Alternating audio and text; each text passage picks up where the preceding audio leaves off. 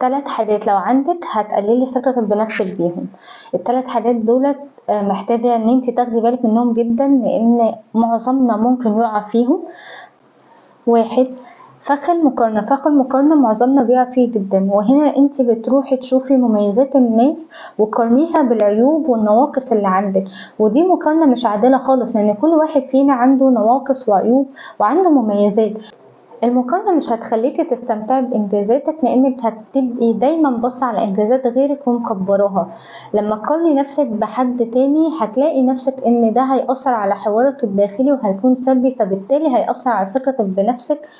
فانتي اللي محتاجة تعمليه ايه هنا؟ انتي محتاجة تعرفي ايه الحاجات اللي محتاجة تشتغلي عليها، واشتغلي عليها وخدي خطوات صغيرة. 2 المبالغة في الاعتذار، انك تعتذري على كل موقف حتى لو دي مش غلطتك. ده للأسف بتدي انطباع للي قدامك انك مش واثقة في نفسك، وكمان بتبين انك مستعدية ان انت تضحي بحدودك الشخصية، وللأسف في ناس ممكن تستغل ده لصالحها.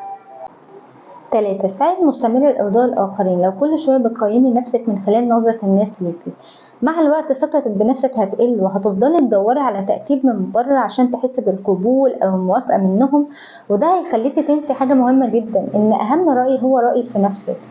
لأنك اعرفي حاجة، إنك عمرك ما هتعرفي ترضي كل الناس مهما عملتي أو قدمتي، هتلاقي دايما إن في حد عنده رأي تاني. دولت ال3 حاجات اللي محتاجة تاخدي بالك منهم، لأنهم بيقللوا الثقة بالنفس، ومحتاجة تشتغلي على أي حاجة فيهم لو لقيتيهم في نفسك. بس كده.